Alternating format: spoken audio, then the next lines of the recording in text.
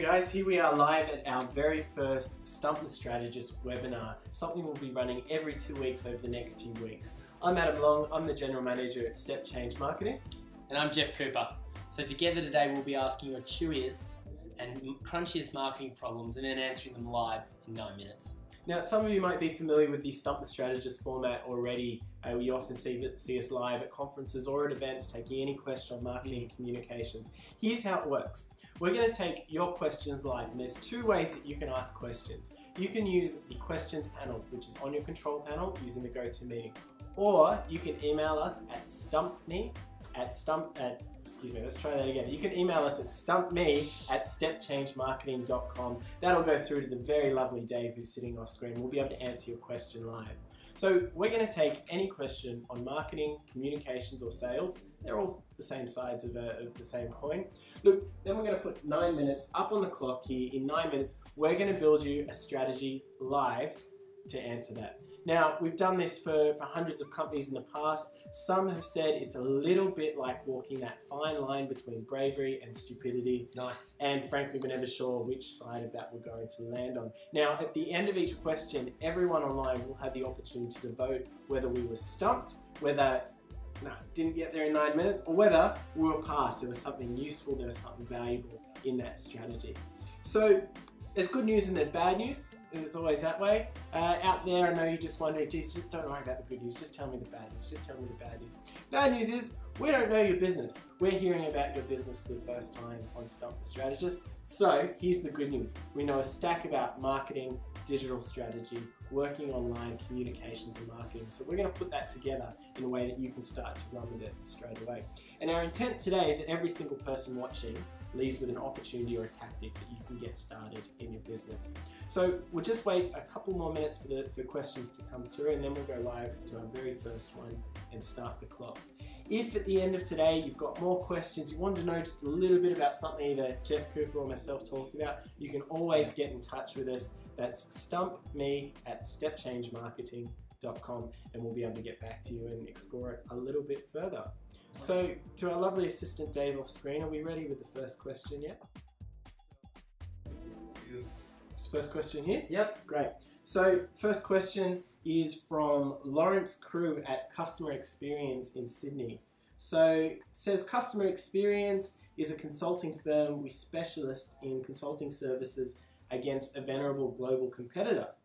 We find there is a growing market perception that global is better, even though we believe our offer is equivalent or better quality than the global competitor. So the question is, how do we position ourselves to win against the best in the world on our own turf? So it's a question about positioning. Jeff, are you ready to go? Absolutely. Dave, all right, let's start the clock. 9 minutes on the clock and we're away. Okay, so the first thing is that bigger isn't actually better. Now, certainly when someone's evaluating a proposal, and look, I'd imagine that that's the way that business is taken within your business. The first thing that they do is they want to make things quick and easy. Now, the same insight that's driving them to use that bigger is better thought and drive that into a purchase decision is the same thinking that you can leverage to make sure that you win. Now, what you need to do is you need to take the guesswork out of it and do a lot of the maths for your customers. So look, the first thing is sow a bit of the fear. You know, Enron was one of the largest and most successful corporations within America until about 2001 when it went bankrupt and the scam ran throughout the world. The insight here is that... World's best, is it? Yeah, absolutely world's best. They were world's best at market accounting. They were also world's best at going out of business.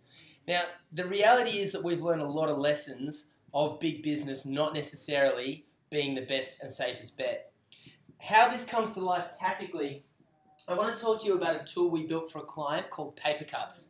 Now, this particular client sells restaurant booking systems. The problem is they sell them for about $3,600 a year. The competitive product for a restaurant booking system is actually just your standard traditional diary. Now, these diaries cost $27, so you can see right there, there's more than a 1,000-fold increase on the price. To make sure that that $3,600 investment was actually right for a customer, and to show them how, even though it was much more expensive or much smaller in your case, it was still a great bet.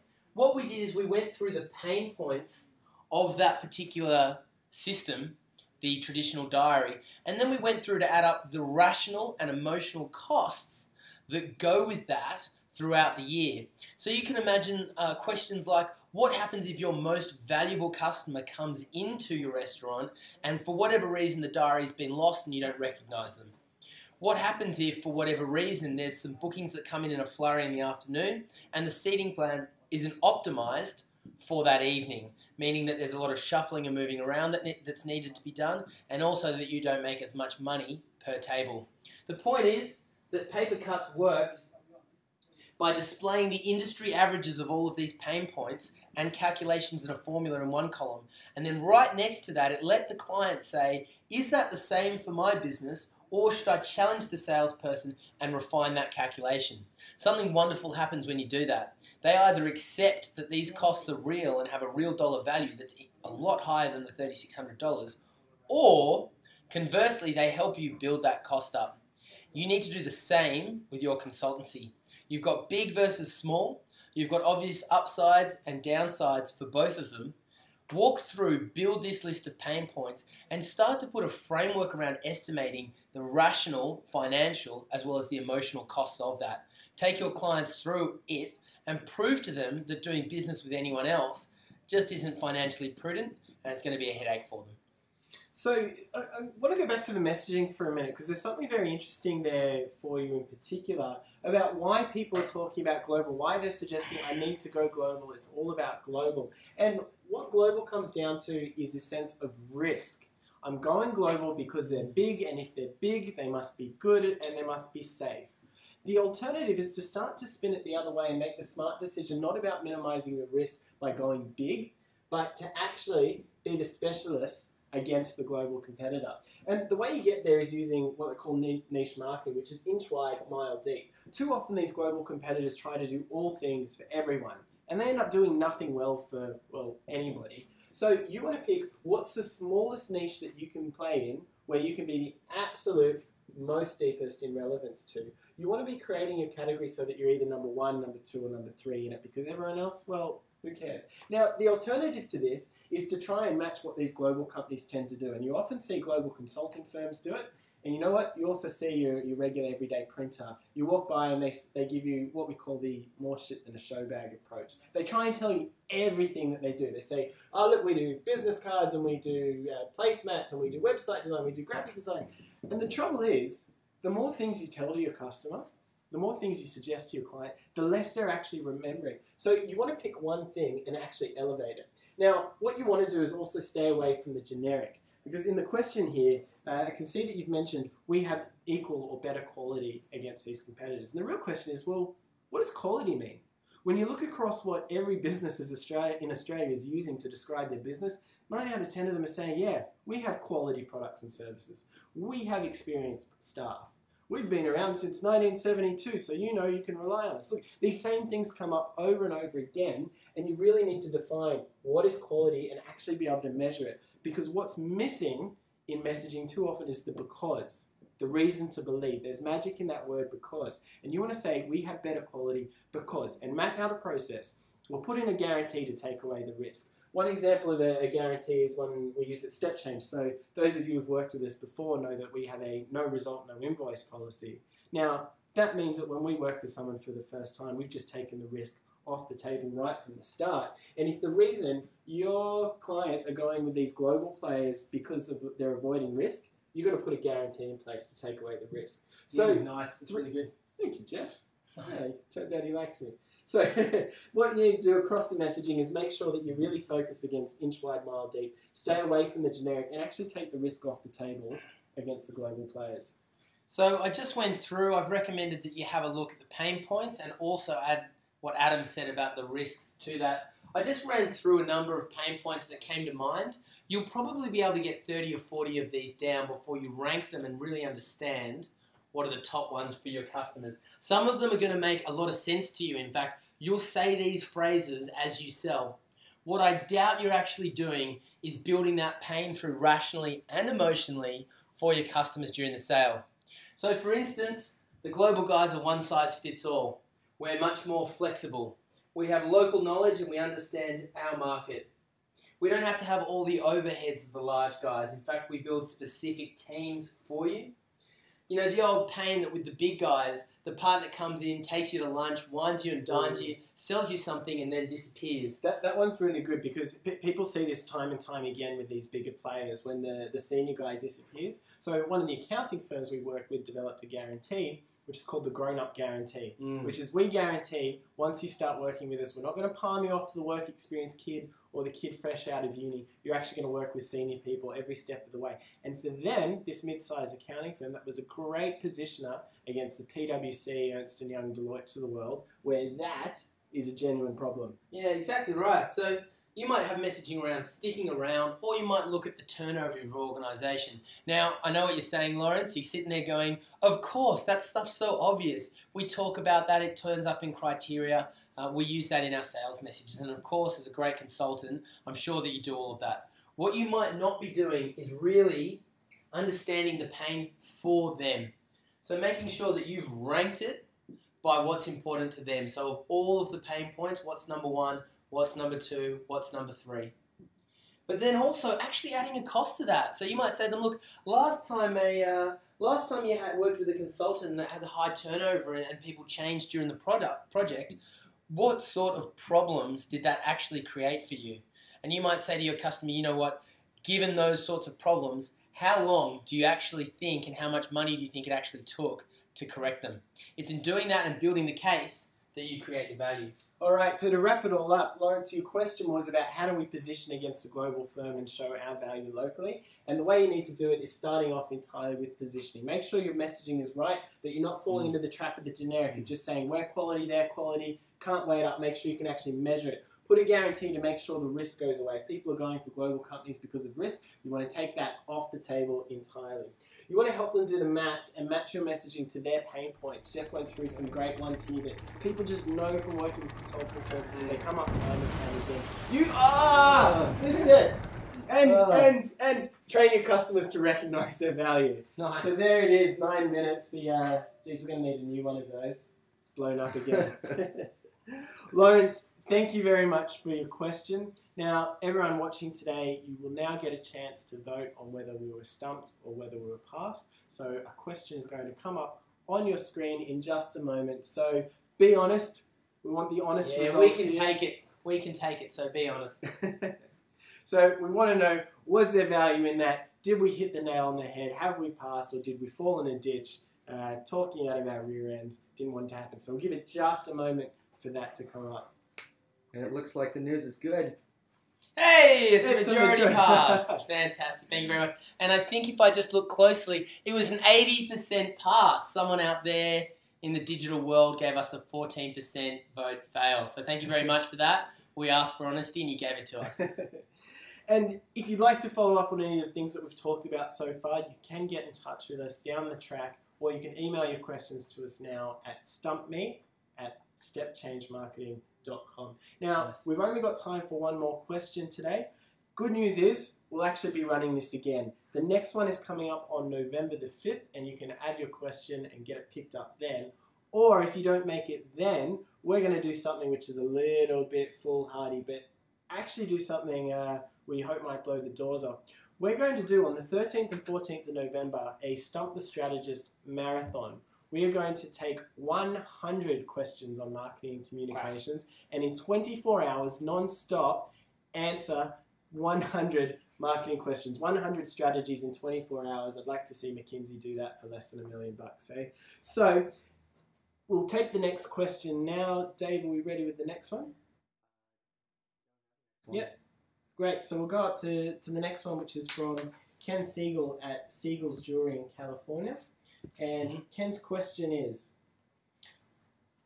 hang on, this is from California. We're reaching all the way around the world on this one.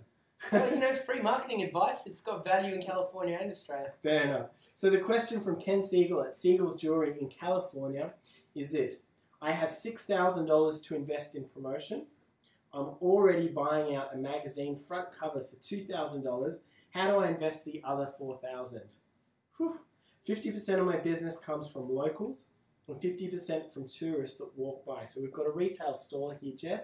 50% of the business coming from locals and 50% from tourists that walk by. And basically we've got a budget of $4,000. $2,000 is already allocated for a magazine cover.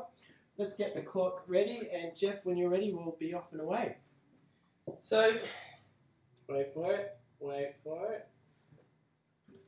the first thing that you want to do, Ken, is make a choice. Now, $4,000 isn't a small amount of money. It's still a lot of money to me.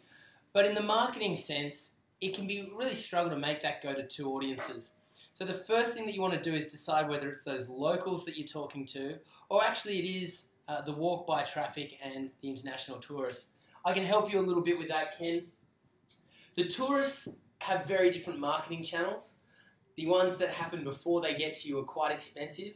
And then really, your biggest tools when it comes to getting them in are frequency and engagement. Now, frequency is going to be really tough to get because you don't know exactly where they're coming from. And engagement tends to be a little bit expensive. So the types of things that you'd be looking to get walk-by traffic are promotional people, signage and that sort of stuff. Now, you've no doubt tried that. They're not necessarily that effective. And it's actually hard to get that engagement and raise the impact to a level where it makes a difference. So I'm going to go out on a limb. I'm going to recommend that for this particular campaign, you leave the tourists right out of it. I want to come over to these locals that are coming in again and again. Now, the great thing about a jewellery shop is that it happens because of occasions. You know, there are life triggers. Either I want to reward myself, I'm getting married, or I'm out there and I'm browsing. The thing is that if these people are local, the way you want to think about it is that they might have come once a quarter, once a month. You just want to get 1 or 2 more visits from them. So the first place that you want to be looking, Ken, is how can I get leveraged frequency, right? How can I talk to these local people again and again for as cheap as possible? Now, you've got the magazine advert. I would tell you that if you actually look at how many eyeballs you're getting from that versus the cost of it, it's actually quite an expensive medium. You know, it's not uncommon in this country, being Australia, for a magazine ad to be $1 an eyeball. Now, I'm sure that it's much more competitive in California, but the fact remains it's quite expensive. You put that down against something like a marketing automation platform that's delivering content, news, and electronic catalog, and of course we can get that cost per eyeball right down to 10 cents, but it's the wastage and the spillage that makes the difference. You see, on a marketing automation platform, I might know that Sharon is looking at wedding items. I might know that Jeff happens to like bracelets. I might know that another person's looking at another category. And I can actually track and ask them for their interest. But what I know 100% is everyone that's on that database at some point chose to be on it because of the rules. The great thing about that is that it means that although it's $1 an eyeball in a magazine, you might be spending 5, 10, 15 cents an eyeball through a marketing automation platform, but your engagement and your qualification of those eyeballs is much, much higher. So you're not buying the same eyeball. It's not $1 for one eyeball and the same eyeball for 15 cents. It's $1 for one eyeball and a much better eyeball for 15 cents. So you want to look up a program called Acton. You want to have a look into that. And at first glance, it's going to look a little bit like an email platform, which you may or may not be running. But start to look underneath it at some of the things that it can do around preferences, engagement, and quality scores. Just have a look through its features and you'll find that this platform can actually track a user's behaviors from your email and see where they went afterwards. Did they go online? Did they watch a video? Etc. The beautiful thing about that is that you can start to run targeted and specific campaigns. So the headline here, Ken, is find your local customers and start looking for the channels that let you talk to them again and again as cheap as possible. One of them is marketing automation. Great.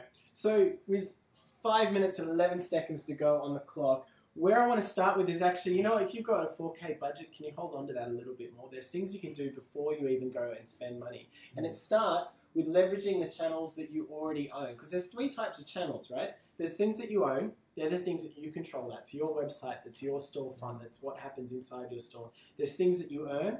That's your word of mouth. That's your social media follow-up. And then there's things that you pay for. Now, for everyone out there, I wouldn't go to paid channels until you've optimized the things that you already own and the things that you can actually earn. So there's a couple of things which I think everybody needs to be working on, and these will be particularly relevant for you.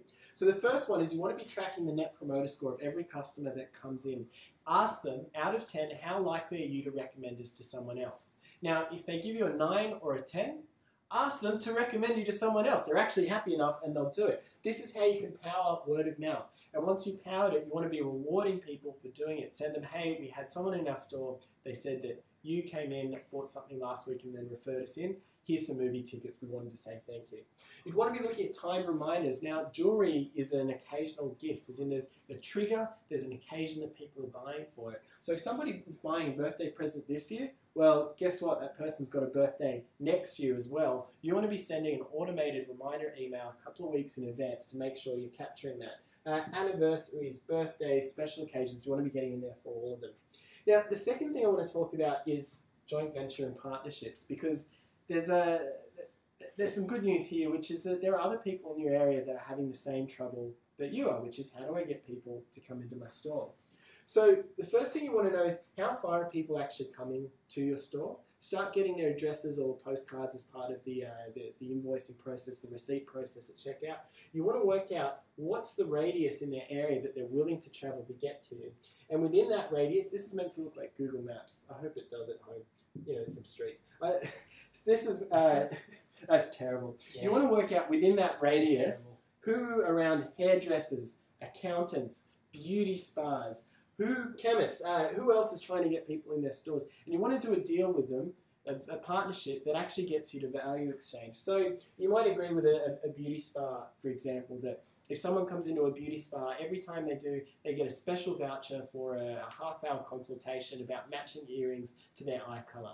Now, the beauty spa would love that because that's, hey, every customer they have, ta-da, they get another free gift from the beauty spa. That's great for you because, ta-da, you're getting new clients walking in, spending half an hour with you, dedicated time that you can actually use to sell them into, I don't know how many earrings you can buy in half an hour, but if my wife's anything to go by, it's a lot. So find out who else is having the same trouble as you. Reach out to them. Put that partnership in place because it's things you can do where you both win, and it's an absolute no-brainer. Yeah, so look, we've got $2,000 being spent on a magazine, and we've also got another $4,000 to be spent. It's just a piece of thinking I want to walk through that will really help you not only prioritise that spend, but also understand, well, once we've picked the channel, which is predominantly what we've talked about today, once we've picked that channel, what do we actually say in it? Now, there are only 4 ways to grow a business that I know. First of all is to get people to enter the market. So actually prompt that need for someone that hasn't had it previously. Now, that's not really for you because most people understand your offering, have been in your offering, and have been around jewelry shops. The next one is frequency. We've talked about that. That's a big one. How can I get them to visit me one more time? Then, under the competitive set, well, how can I make them visit me instead of someone else? These are competitive messages. You are looking for something in jewelry, but you should do it for me. That's a big win for you. And the last one is to bundle in store and increase their basket size so they spend more per visit. That might work for you, but I'm going to take that off the table and give you focus. The key here is to focus in on these 2 here. How can I get them to come more often by prompting an occasion? And second of all, how can I make sure they come to me instead? So if there's competitors around, which also include new jewelry shops, second-hand jewelry shops, and other giftware stores, how can I make sure that I'm the honest choice? Now, the reason I tell you this is no matter which channel you go in, you have to make this decision and be single-minded about it. But particularly for your magazine ad up here, you want to make sure you're driving a headline that does one of those 2 things. It'll make the most of your $2,000 spend, and it'll make sure in the other channels that you're winning. Great. So, last thing I want to mention, I've only got 30 seconds. Okay, I'm going to be really quick. Last thing I want to mention is the amount of money that you spend on your existing customers is going to be the best indicator of how successful you're going to be at driving the frequency and at driving the basket size here. Look, this has been proven time and time again. If you look at the difference in marketing spend between the S&P 500 and the S&P 100, the top 100 spend 32% of their marketing budget on their existing customers, where the others are only spending 8%. So focus on your existing customers.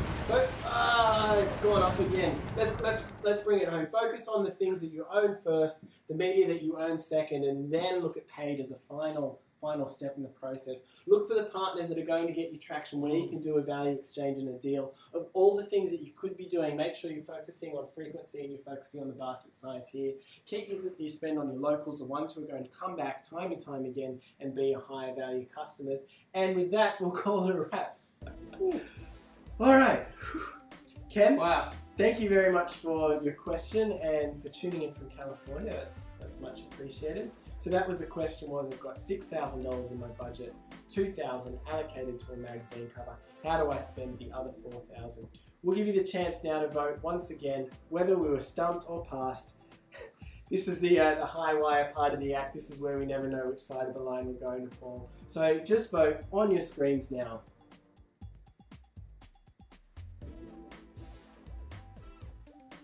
And those results will be coming in just a moment now. As I said, if you'd like to follow up on any of the things we've discussed here, you can reach out to us at stumpme@stepchangemarketing.com. The results are in and we've got 100% pass. Hey, Fantastic. thank you very much. Nicely done, Jeff. Now look guys, another thing to consider is that marketing problems, they're kind of annoying. Now they don't come up when you want them to, they come up when they want to. So that's why we're going to be running these fortnightly. And so it's just a good idea, chuck them in your calendar. Now you don't have to turn up every time, that's absolutely fine, there's no commitment from us. But I think you'll find that one Wednesday morning, one Tuesday morning, you might have just come out of that meeting, be a little bit stumped, and find this 10 minutes the perfect time to get a second opinion and a little bit of a strategy to deal with something that you're working with. So chuck it in your calendar and make sure that you remember when you have that problem to give us a call. Wonderful. That's a wrap for today, guys. Thank you very much. Enjoy the rest of your Wednesday. See you later.